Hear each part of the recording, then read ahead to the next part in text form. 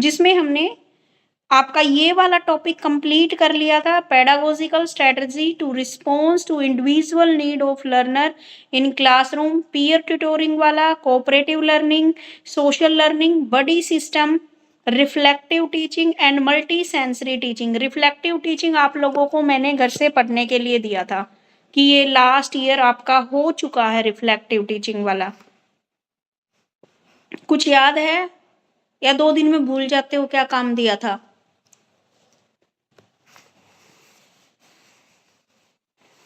आज हम करेंगे sports service and partnership in teaching, developing positive relationship between school and home, teaching and co teaching personnel, ठीक है, parents and teacher, teacher and special teacher, team of teacher, parents, special educator, speech therapist, psychotherapist, occupational therapist and counsellor, professional training of teachers in inclusive schools. ठीक है, ये वाला topic करेंगे हम, sports service वाला।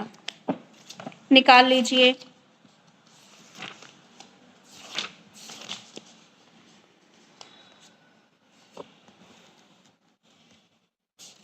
Good afternoon ma'am. Good afternoon बेटे।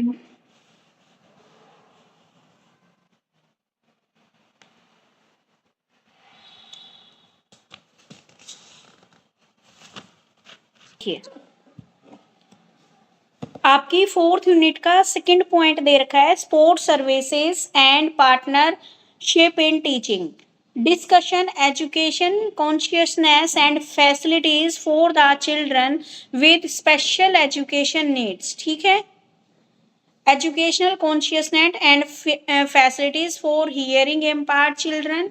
ठीक है, जिन बच्चों को सुनने में बाधा है उन बच्चों के लिए क्या क्या शैक्षणिक आपको रियायतें और फैसिलिटीज दी जाएंगी। उसके बाद है आपका स्पीच वाले बच्चों के लिए क्या क्या हमने सर्विसेज दी हैं। उसके बाद बात करेंगे जो मेंटली रिटार्ड बच्चे हैं उनके लिए, मंदबुद्धि बच्चों के लिए,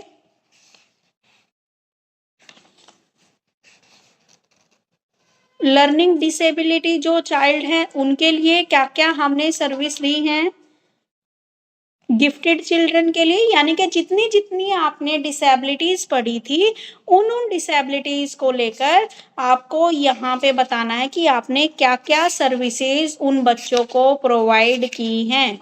तो सबसे पहले बात आती है आपकी, जितने भी चिल्ड्रन हैं आपके जो भी education consciousness and facility for hearing impaired child, जो बच्चे सुन नहीं सकते, श्रवण बाधित जिन बच्चों को बोलते हैं, तो उनको एजुकेशन से रिलेटेड क्या क्या फैसिलिटी हमने प्रोवाइड की हैं। तो यहाँ पर क्या है, हम सभी को पढ़ने लिखने से इतना नहीं बढ़ता जितना सुनने से पड़ता है। हमारा ज्ञान पढ़ने लिखने से, खुद पढ़ने से इतना ज्ञान नहीं बढ़ता जितना कि हमारी नॉलेज सुनने से बढ़ती है। और जिन बच्चों को सुनने की ही क्षमता कमजोर है तो उनको हमें एक प्रॉपर वे में क्या है, उनको एजुकेशन देनी पड़ती है। क्योंकि जिन बच्चों की अगर मान लीजिए आपकी सुनने में उनको कोई प्रॉब्लम है तो उसके कारण जो उनका मेंटली लेवल है वो भी हाई नहीं हो पाता। ठीक है, तो वो क्या है, ज्ञान से वंचित रह जाते हैं। तो जो हमारी NCERT है, national council for education research and training, good afternoon बेटे, ठीक है, न्यू दिल्ली, उसके द्वारा क्या है छपी एक किताब। ठीक है बेटे, गुड आफ्टरनून। एक किताब के अनुसार श्रवण बाधित बालकों की श्रेणियां, वाणी तथा सव्यवहार और विशेष आवश्यकता इस प्रकार है। यानी कि इन्होंने बताया है जो श्रवण बाधित बच्चे हैं जिनको सुनाई नहीं देता, ठीक है, हियरिंग इम्पायर्ड बच्चे हैं, उनके बारे में बताया कि हम क्या क्या फैसिलिटीज उनको प्रोवाइड करेंगे। देखो भाई, फैसिलिटीज के बारे में बताया गया। सबसे पहले तो इनकी ये बताई गई डिसेबिलिटी। इस डिसेबिलिटी को मैं नहीं पढ़ा रही क्योंकि ये आप खुद पढ़ोगे या फिर आप इसको पहले पढ़ चुके हो। हमें जस्ट यहाँ पे बात करनी है कि हम उनको क्या क्या फैसिलिटीज प्रोवाइड करा रहे हैं। तो फैसिलिटीज प्रोवाइड में एक तो दिया जा रहा है उनको home curriculum, special schools, class arrangement उनके आ गई, ठीक है, वोकेशनल ट्रेनिंग आ गई। उसके बाद आती है method of teaching, oral method of teaching, sign language. Page number क्या है मैम आपकी बुक का? बेटा मेरी बुक में तो 250 है, आप देखो आपकी बुक में कितना है, या बाकी बच्चों से पूछ लीजिए कितना है। मैम 4th यूनिट है ना? हाँ 4th यूनिट है बेटा, 4th यूनिट का 2nd point. Okay okay ma'am. Kirti पता लग गया हमें, आप घर पहुंच गए।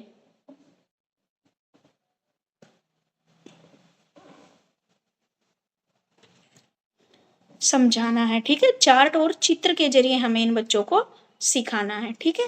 तो यहाँ तक समझ में आ गया कौन कौन सा पॉइंट था भाई आपका। एक तो था home curriculum, special school, class arrangement होना चाहिए इनका, वोकेशनल ट्रेनिंग होनी चाहिए, और मेथड ऑफ टीचिंग क्या होना चाहिए। फिर oral method of teaching in बच्चों का क्या है, ये आवश्यक है कि उनको क्या है ओरल मेथड्स का भी प्रयोग करना चाहिए।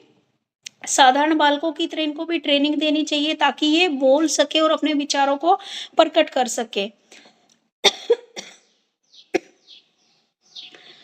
उसके बाद है साइन लैंग्वेज, इन बच्चों को क्या है हम साइन लैंग्वेज सिखाते हैं। अब देखो इनमें ना सारे साइन बना रखे हैं आपको, ए कैसे बनाया जाता है, ए को तो ऐसे मुट्ठी बंद करके, बी को ऐसे दिखा रखा है, सी को ऐसे, ठीक है, अलग अलग करके इनकी साइन लैंग्वेज इनकी दिखा रखी है यहाँ पे। तो ऐसे बच्चों को क्या है हम अमेरिकन जो साइन लैंग्वेज है उसका अधिक से अधिक उपयोग किया जाता है। ऐसे बच्चों को हाथ के उंगलियों के इशारों के जरिए जो हमारे फेस के इम्प्रेशन हैं उनकी उन बच्चों को ट्रेनिंग दी जाती है, ठीक है। जब कोई भी प्रशिक्षण बालकों को दे तो उसका जो मेंटली लेवल है वो भी हमें चेक करना है। अगर मान लीजिए कोई इंटेलिजेंट बच्चा सिर्फ सुनने की प्रॉब्लम, और नॉर्मल क्लास में भी हम उसको सिखा सकते हैं, लेकिन कई बच्चे ऐसे होते हैं जिनको बिल्कुल सुनाई नहीं देता, तो उनको कई बार हम क्या है साइन लैंग्वेज के जरिए उनको सिखाते हैं, ठीक है। और ये साइन लैंग्वेज क्या है आपकी, जो बच्चे बोल नहीं सकते ना उनके लिए भी यूज होती है। तो ये था आपका फर्स्ट वाला, जो क्या था, जो हियरिंग इम्पेयर्ड बच्चे हैं उनके लिए ये फैसिलिटीज हैं। उसके बाद बात आती है स्पीच एम्पायर्ड चाइल्ड, उनके लिए क्या क्या एजुकेशनल कॉन्शियसनेस है और क्या क्या फैसिलिटीज हैं। तो जो हमारे ऐसे बच्चे जो बोल नहीं सकते या सामान्य वैसे तो बच्चे नॉर्मल बच्चों की तरह लेकिन बोल नहीं पा रहे हैं, उनको बोलने में दिक्कत हो रही है, तो इनके लिए क्या क्या करना है हमें। सबसे पहले तो प्रॉपर डायग्नोसिस कराना है, यानी कि उचित जांच करानी है, प्रॉपर प्रैक्टिस करानी है, मोटिवेट करना है, same class special class, patience रखने हैं, पर्सनल अटेंशन देनी है, free from fear and worry, भय और चिंता से ऐसे बच्चे को मुक्त रखना है हमें, ठीक है। तो ये बात बताई गई है। प्रॉपर डायग्नोस, सबसे पहले तो पेरेंट्स का ये शिक्षा प्रदान करने से पहले पेरेंट्स को ये है कि मान लीजिए उसका बच्चा नहीं बोलता तो सबसे पहले उसका अच्छे से उचित जांच करानी है, ठीक है। उसके बाद डायग्नोसिस कराना है कि कितना ये कभी बोल भी पाएगा या नहीं बोल पाएगा, ठीक है। और बड़ी सावधानी और धैर्य से काम रखना है, जल्दबाजी में हमें कोई भी काम नहीं करना है इन बच्चों के लिए, ठीक है। ताकि उसके बाद क्या है जब प्रॉपर डायग्नोसिस हो जाए तो प्रॉपर प्रैक्टिस करानी है, तो क्या कि इन बच्चों की क्या होती है प्रैक्टिस होती है ताकि ये बच्चे कुछ बोलना सीख जाएं। स्पीच थेरेपी इनको दी जाती है, ठीक है। तो थेरेपी के जरिए इनकी क्या है प्रॉपर प्रैक्टिस करवाई जाती है ताकि ये बोलना सीख जाएं। टू मोटिवेट, इन बच्चों को बार बार बोलने के लिए मोटिवेट किया जाता है। ये क्या है उन्हें बताते रहना चाहिए कि वे भी नॉर्मल बच्चे से कम नहीं है, ठीक है। हमें अपने बच्चे को मोटिवेट करना है, तो ये है पेरेंट्स की बातें। उसके बाद आता है बच्चा स्कूल में आता है तो सेम क्लासेस, जो भी बच्चे क्या है बोल नहीं पाते या दोस्त को रख के उनको सामान्य क्लास में ही हमें पढ़ाना चाहिए, लेकिन क्या है उन बच्चों के में हमें हीन भावना पैदा नहीं करनी है। इसके लिए टीचर को चाहिए कि ऐसे बच्चों के लिए वो छोटी छोटी जितनी भी आवश्यकताएं उनको पूरा करने में मदद करे, ठीक है। बालकों की इक्वेलिटी का ध्यान रखे कि कोई बच्चा ऐसे बच्चों को चिढ़ा तो नहीं रहा है, ठीक है। उसके बाद है स्पेशल क्लासेस, साधारण क्लास में पढ़ाने के पश्चात इनकी नीड को ध्यान में रखते हुए कुछ स्पेशल क्लासेस भी इन बच्चों को देनी चाहिए, ठीक है। जिसमें विद्यालय में 5 से 10 तक माने जिस भी विद्यालय में अगर 5 से 10 ऐसे चाइल्ड हैं जो कि क्या है स्पीच एम्पायर्ड है, तो वहां पर क्या है एक स्पेशल टीचर की भी उन्हें अरेंजमेंट करना चाहिए। पेशेंस। ऐसे में क्या है, जो वाणी तो से दूर होने में बहुत टाइम लग जाता है, तो पेरेंट्स को क्या है यहाँ पर पेशेंस से काम लेना चाहिए, धैर्य से काम लेना चाहिए। ठीक है, जब वाणी में सुधार हो रहा है तो माँ बाप को चाहिए कि बालक को अधिक से अधिक क्या करे, उसको मोटिवेट करे बोलने के लिए। पर्सनल अटेंशन, ऐसे बच्चे को क्या है, पर्सनल अटेंशन देनी चाहिए। क्लास में मुश्किल से 1 या 2 बच्चे ऐसा हमारी क्लासेस में होता है, तो उन बच्चों, टीचर का ये रिस्पॉन्सिबिलिटी है कि इन बच्चों पर क्या है, पर्सनली ध्यान दे टीचर। ठीक है, ऐसे बच्चों को हमें क्या है, free from fear and worry. Emotional, एक तो क्या है, अधिकांश बच्चों में जो स्पीच एम्पायर का मेन कारण उनके इमोशंस होते हैं। ठीक है, तो 75% बच्चे ऐसे होते हैं जो हकलाते हैं या तुतलाते हैं। ठीक है, तो फियर और वरी के कारण इन लोगों की तुतलाहट और जो हकलाहट है वो बढ़ जाती है। तो घर परिवार के सदस्यों, अध्यापक व समाज के लोगों को चाहिए कि इस प्रकार के बालकों को भय व चिंता से मुक्त रखे, ताकि उनके मस्तिष्क पर कोई दबाव न पड़े। ठीक है,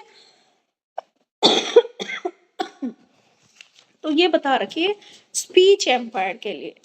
उसके बाद है विजुअली एम्पायर चाइल्ड।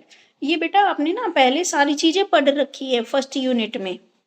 अब जो विजुअली, जिनको दिखाई नहीं देता, उनके लिए क्या करना है, तो special school, special method, special equipment, teaching mathematics, ठीक है, language teaching, vocational training, science and social science training, furniture, motivation, ये सारी चीजें क्या करनी है, इनके लिए प्रोवाइड करानी है। सारी स्पेशल स्कूल बनाने हैं, जो बच्चे बिल्कुल अंधे हैं, कोई भी एक्टिविटी नहीं कर सकते, तो उनकी एक्टिविटीज की या उनकी आवश्यकताओं को ध्यान में रखकर उनको क्या है, एक बेटर इन्वायरमेंट हमें देना है। ठीक है, जिसको बोलते हैं हम स्पेशल स्कूल, उनके लिए बनाने हैं। स्पेशल मेथड, ऐसे बच्चों को क्या, जो बिल्कुल ही नहीं देख पाते, वो या तो टच करके पढ़ते हैं, छूने से बोलने की क्षमता, या ऐसे वो बच्चे पढ़ते, तो इनके लिए क्या है, एक स्पेशल मेथड ब्रेल लिपि का इनके लिए उपयोग किया जाता है। ठीक है, जिसमें बच्चे क्या है, ये टच करके पढ़ते हैं। उसके बाद है special equipment, long playing, phonography records book होती है, ब्रेल लिपि आ गई, ग्रेड 1 ग्रेड 2 आदि बुक से फिर धीरे धीरे इनको किताबें पढ़ने सिखाई जाती हैं। टीचिंग है मैथमेटिक्स में क्या है, टीचर को मैथ पढ़ाते वक्त इस बात का ध्यान रखना चाहिए कि वह साधारण और अंधे बच्चों को पढ़ा रहे हैं, छोड़ देना चाहिए और अलग से पढ़ाना चाहिए, यानी कि ब्लैक बोर्ड पर मौखिक निर्देश द्वारा पढ़ाना। यानी कि इन बच्चों को क्या, जब हम इनको मैथमेटिक्स सिखा रहे हैं, तो हमें इनको क्या है, ब्रेल लिपि की किताबें और बोलने वाली किताबें, ताकि अंधे बच्चे उनको भली भांति समझ सके। ठीक है, वो वाली ऐसे मेथड से हमें इन बच्चों को पढ़ाना है। ब्लैक बोर्ड पे लिखने का कोई फायदा नहीं, क्योंकि ये बच्चे देख नहीं सकते। ठीक है, तो ऐसे में टीचर को क्या है, यहाँ पर उनको मेंटली नंबर वर्क ज्यादा देने चाहिए। ठीक है, उनके बोलने वाले ही उनकी यूज करना चाहिए। ठीक है, आवाज वाले कैलकुलेटर का ही ये बच्चे प्रयोग करते हैं। ठीक है, और तो ये टीचिंग मेथड बताए हैं। लैंग्वेज टीचिंग क्या है, अगर हम कोई भी लैंग्वेज पढ़ा रहे हैं, तो बच्चे को ब्रेल लिपि पढ़ने और लिखने का ज्ञान देना चाहिए। पहले बच्चे को उसको पूरी जानकारी देनी चाहिए, ताकि जो भी सब्जेक्ट मैटर है उसको वह क्या है, इजीली अंडरस्टैंड कर सके। ठीक है, मुश्किल शब्दों को स्पेलिंग और उच्चारण द्वारा ठीक करवाना चाहिए। उसके बाद है वोकेशनल ट्रेनिंग। ऐसे इन बच्चों को हमें वोकेशनल ट्रेनिंग यानी कि हाथ का कोई काम सिखाना चाहिए। जिनको इसके स्थान पर उनको गाना, बालक को रचनात्मक कार्य, हाथ के कुछ कार्य करना नहीं। ऐसे बच्चे क्या है, अंधे होने के कारण कोई क्रिएटिव कार्य वो नहीं कर सकते, कुछ कार्य हाथ से कुछ कार्य करना नहीं कर सकते। इसके स्थान पर उन्हें गाना बजाना, तबला, ढोलक बजाना, बुक बाइंडिंग, चेयर्स, चारपाई बुनना आदि कौशलता हम उनको सिखा सकते हैं। दोनों हाथों से पढ़नी पड़ती है, जो ब्रेल जो है वो क्या, बच्चों को दोनों हाथों से पढ़नी पड़ती है, और बजाने के लिए भी उनको दोनों हाथों का प्रयोग करना पड़ता है। तो उनकी सारी जो समर्थी है वो दोनों हाथों से वो लोग करते हैं। ठीक है, तो हमें क्या है, उनको वोकेशनल ट्रेनिंग देनी चाहिए, ताकि वह अपने फ्यूचर में कुछ कमा सके और अपनी लाइफ को चला सके। उसके बाद है साइंस एंड सोशल साइंस की टीचिंग कैसे करेंगे हम इन बच्चों की। इनको आसान नहीं होता है इन बच्चों को पढ़ाना। इनको क्या है साइंटिफिक दृष्टि को बढ़ना चाहिए, इसको बाहर घुमाने के लिए ले जाना चाहिए ताकि बाहर देखो भई अगर इनको हमें साइंस और सोशल साइंस अगर हमें पढ़ानी है, तो जो बच्चे देख नहीं सकते सोशल साइंस तो हमको क्या है इनको स्टोरी टेलिंग मेथड से इनको पढ़ाते हैं या टॉकिंग बुक उपलब्ध नहीं है तो हम स्टोरी टेलिंग, ब्रेल लिपि ये वाली किताबें या फिर हम इनको जैसे हिस्ट्री उनको पढ़ानी है तो हम इनको बोलकर समझा सकते हैं, ठीक है? कि हमारी हिस्ट्री में ये है। साइंस के लिए हम क्या है इनको हमें इनको बाहर एनवायरनमेंट पे इनको देखो चीज़ें तो नज़र नहीं आती, उनका ज्ञान इनको देना चाहिए। साइंस विषय में प्रयोग आदि करने पड़ते हैं तो अंधे बालकों के लिए मुश्किल ज़रूर है लेकिन असंभव नहीं, ठीक है? एक्सपेरिमेंट करने पड़ते हैं ये उनके लिए मुश्किल है लेकिन हमें क्या है कुछ उचित प्रॉपर ट्रेनिंग के ज़रिए हम उनको चीज़ें सिखा सकते हैं। फर्नीचर, इनका जो फर्नीचर है बिजली का सामान है आदि नहीं रखना चाहिए इनके आस-पास क्योंकि इनको आते-जाते समय कठिनाई होती है, ठीक है? और अनावश्यक सामान क्या इनकी पढ़ाई में बाधा बन जाता है। मोटिवेट हमें बच्चे को चाहे ऐसे बच्चे हैं जो उनको क्या है मोटिवेट करते रहना चाहिए। इनको क्या है ज़्यादा से ज़्यादा क्या है स्पीच सुनने को के लिए मोटिवेट करना चाहिए, ज़्यादा से ज़्यादा भाषण सुनने चाहिए, ठीक है? तो अंधे बालकों को शिक्षा देते समय हमें उपरोक्त बातों का ध्यान रखना चाहिए ताकि वे शिक्षित हो सके और सेल्फ डिपेंड हो सके, ठीक है? तो ये थी आपकी विजुअल इम्पेयर्ड चाइल्ड के बारे में। आगे आती है आपकी शारीरिक रूप से अपंग बच्चों के लिए ऑर्थोपेडिकल इम्पेयर्ड चाइल्ड, इनके लिए क्या-क्या है? एडजस्टमेंट करना, देखभाल करना इनकी, ट्रीटमेंट फैसिलिटी देना, स्पेशल क्लासेस, ठीक है? Skilled teacher, special schools, special curriculum, vocational training, socialisation, employment, ठीक है? ये सबके में अलग-अलग दे रखा है या इकट्ठा दे रखा है? मैम मिक्स दिए मैम मेरे में तो। मिक्स दे रखा बस है। कैटेगराइज़ ऐसे किया हुआ है कि टीचर के पॉइंट ऑफ व्यू से अलग दिया हुआ है और पेरेंट्स के पॉइंट ऑफ व्यू से अलग दिया हुआ है। हाँ, बस। लेकिन ये बहुत लेंथी क्वेश्चन है, इसमें बहुत सारे पॉइंट्स हैं। हाँ, इसमें बहुत सारे पॉइंट दे दिए ना, मेरे पास जो बुक है उसमें भी ऐसे ही जैसे अलग-अलग करके दे रखे हैं जैसे आपको बता रही हूँ। ऐसे ही ठीक है मैम, अलग-अलग ठीक है, इसमें ना पॉइंट्स फिर याद आ जाएँगे हाँ जी। अलग-अलग। अब देखो भई मैं एक बार पॉइंट बता दूँ, जो ना समझ में आए ना वो पूछ लेना क्योंकि बोला नहीं जा रहा मेरे से। आवाज़ अजीब सी आज निकल मैम आप घर से क्लास ले रहे हो ना? क्या? मैम आज आप घर से क्लास ले रहे हो ना? नहीं, ये देख ले तुम्हारा आज मैम आपका घर नहीं है, कॉलेज में अच्छा ही हूँ। मैम ऐसा लगा जैसे सोफे पे बैठ के क्लास ले रहे हो इसलिए। नहीं, चेयर पे बैठी हूँ बेटा। आज पता है क्या है वाईफाई कभी आ रहा है कभी जा रहा है, तो आज मैं बिल्कुल वाईफाई के पास बैठी हूँ ऑफिस में, ऊपर क्लास में नहीं बैठी आज मैं।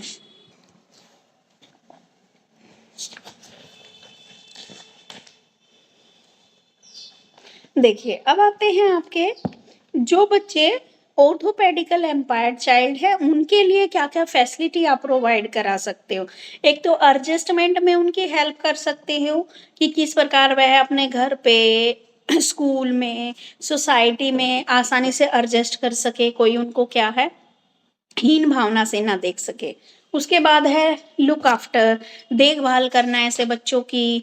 उसके बाद उनको ट्रीटमेंट की फैसिलिटी देना, स्पेशल क्लासेस, स्किल्ड टीचर रखना, special schools, special curriculum, vocational training, socialization and employment. 11 point दे रखे, इनमें से मुझे ये बता दो कोई सा पॉइंट समझाना है, नहीं तो सब में वही सेम है, बस क्या चेंज कर देना है उनको, जो डिसेबिलिटी है उसका नाम चेंज कर देना है। एडजस्टमेंट, देखभाल करना, ट्रीटमेंट की फैसिलिटी देना, स्पेशल क्लासेस, स्किल्ड टीचर जिसको आप स्पेशल टीचर भी बोलते हो, special school, special curriculum, vocational training, socialisation, समाजीकरण एंड एम्प्लॉयमेंट। बताओ इनमें से कोई पॉइंट एक्सप्लेन करना है या कर लोगे?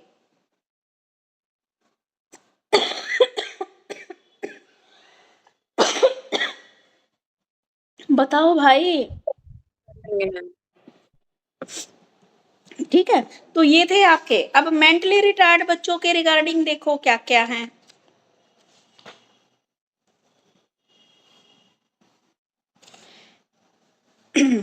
इनमें दे इन बच्चों का दे रखा बेटा, मेंटली रिटार्ड बच्चे हैं जो इनको मोटिवेट करना, सोशल ट्रेनिंग देना, ट्रेनिंग ऑफ हैबिट्स जो जो आदतें हैं उनके लिए इनके ऊपर अटेंशन देना, वोकेशनल एजुकेशन देना, लैंग्वेज डेवलपमेंट।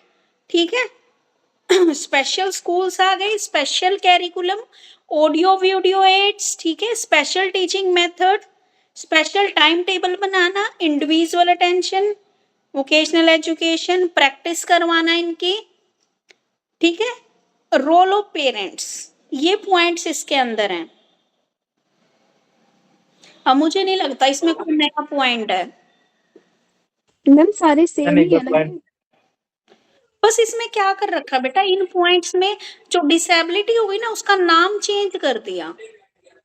वही, और एक पॉइंट, एक दो पॉइंट कुछ ऐसे हैं डिसेबिलिटी के हिसाब से। हाँ जी, डिसेबिलिटी के हिसाब से, जैसे वो जो अंधे वाले थे उनको ब्रेल लिपि से पढ़ाना, जो सुन नहीं सकते थे उनको साइन लैंग्वेज से पढ़ाना, बस ऐसे कुछ एग्जाम्पल डाल दिए।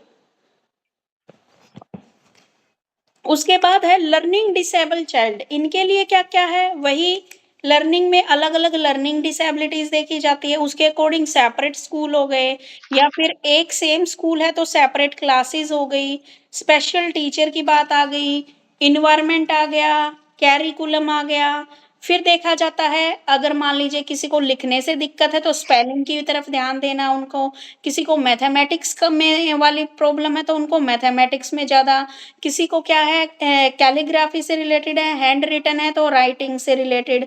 ठीक है, और फिर रोल ऑफ टीचर ये दे रखा आपका किसमें, लर्निंग डिसेबिलिटीज बच्चों के लिए क्या क्या फैसिलिटीज हैं। ठीक है,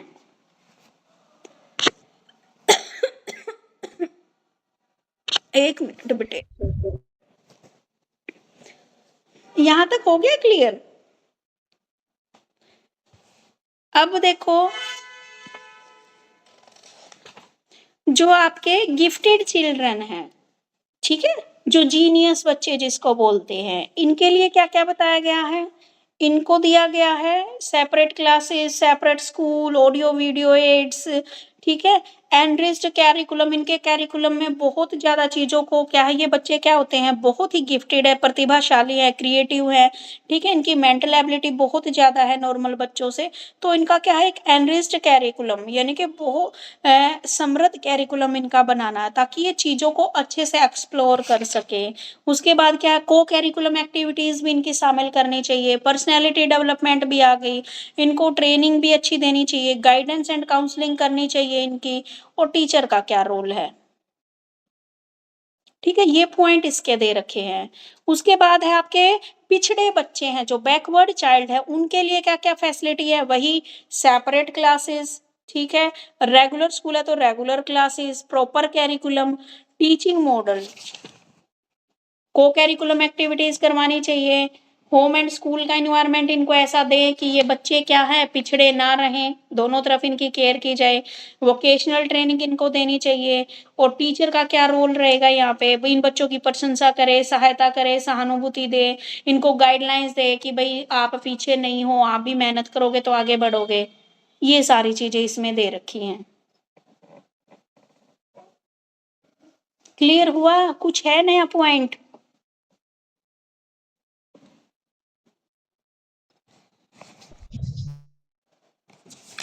तो इसमें ये कंक्लूजन ये निकल के आया, 5-7 पॉइंट इसमें से निकाल लो, और जोन सी भी डिसेबिलिटी आए उसी के अकॉर्डिंग उसका नाम चेंज करके लिख दो।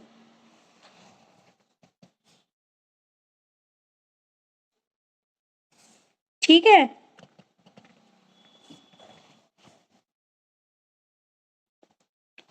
ये तो सिर्फ एक टॉपिक हुआ है स्पोर्ट्स सर्विसेज वाला, अभी तो आएगा आपका positive relationship between school and home.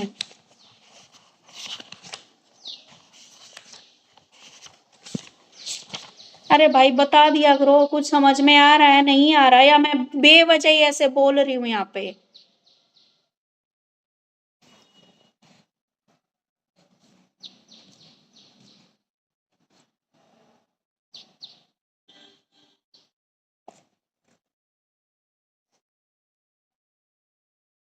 आया अभी। इसमें यस मैम। कंक्लूजन यही निकल के आया यस कि अलग अलग पॉइंट की बजाय 5-7 पॉइंट आप कर लो और सभी में कोई भी आ जाए बस उसकी डिसेबिलिटी चेंज करके लिख देना। अगला टॉपिक है इसमें